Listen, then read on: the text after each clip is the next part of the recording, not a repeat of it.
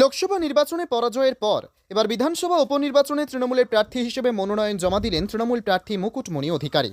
রানাঘাট দক্ষিণ বিধানসভা কেন্দ্রে আগামী 10 জুলাই উপনির্বাচন। এবার সেই উপনির্বাচনকে কেন্দ্র করে বৃহস্পতিবার রানাঘাট মহকুমা শাসকের দপ্তরে মনোনয়ন জমা দিলেন রানাঘাট দক্ষিণ বিধানসভা কেন্দ্রের প্রাক্তন বিধায়ক তথা বর্তমান তৃণমূল কংগ্রেস প্রার্থী মুকুটমণি অধিকারী। শোভাযাত্রা সহকারে বিশাল সংখ্যক কর্মী সমর্থক নিয়ে এদিন মনোনয়নপত্র জমা দেন মুকুটমণি। লোকসভা নির্বাচনে বেশ কিছু ভুল ত্রুটি হয়েছিল, আর সেগুলো শুধরে নিয়ে ফের বিধানসভা উপনির্বাচনে ইতিমধ্যেই প্রচারে ঝাঁপিয়ে পড়েছে মুকুটমণি। মানুষ তাদের সাথেই আছে, আর তাই এবারের উপনির্বাচনে তিনি জয়লাভ করবে বলে দাবি তৃণমূল প্রার্থী মুকুটমণি অধিকারী। দক্ষিণ বিধানসভায় নমিনেশন নিতে যাচ্ছেন, একটু ছোট লোকটা তো বলছি আবার একটা নির্বাচন কি ভাবছেন? আমরা শুধু জয়ের কথা ভাবছি, মানুষের দাঁড়ে দাঁড়ে পৌঁছাচ্ছি। লোকসভার ক্ষেত্রে যে ভুলভ্রান্তি মিসকমিউনিকেশন ছিল সেগুলোকে পূরণ করার চেষ্টা করছি। সেই সাথে সাথে কাজ না করা সত্ত্বেও এখানে বিজেপির লোকসভা কেন্দ্রে যে জয় হয়েছিল তার প্রভাব এই বিধানসভা নির্বাচনে থাকবে না। তৎসহ এলাকার মানুষের সাথে সুসম্পর্ক, তাদের সুখে দুঃখে থাকার চেষ্টা করেছি।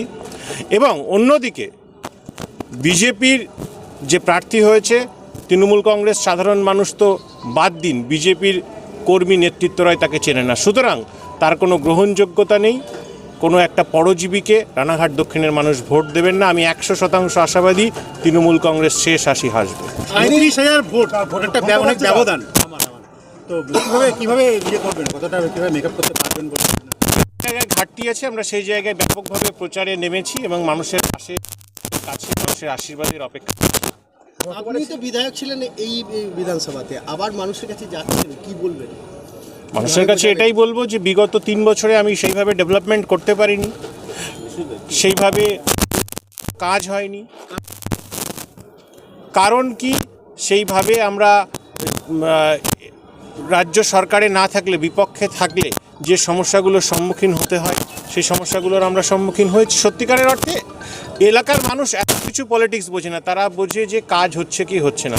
সেই জায়গায় যে উন্নয়ন আমরা করতে পারিনি বিগত 3 বছরে, এবং জগন্নাথ সরকার বিজেপির সাংসদ হিসেবে সম্পূর্ণ ব্যর্থ, কোনো করেনি। সেই সমস্ত কিছু পুষিয়ে দেওয়ার জন্য আজ আমরা ভোট ময়দানে অবতীর্ণ হচ্ছি। 100% আশাবাদী। জিতলে বার্তা দেব পশ্চিমবঙ্গ সহ ভারতবর্ষে বিজেপি ধরাশায়ী হতে চলেছে, এবং এবারের লোকসভা নির্বাচনের ফলাফল অন্তত তাই ইন্ডিকেট করে। তো সেই জায়গায় দাঁড়িয়ে তৃণমূল কংগ্রেসই পারে। মা মাটি মানুষ, আবাল বৃদ্ধ বনিতা, 10 কোটি মানুষের সাহায্যে তাদের পাশে থাকতে সবসময়। তাই তৃণমূল কংগ্রেসই পশ্চিমবঙ্গের শেষ কথা।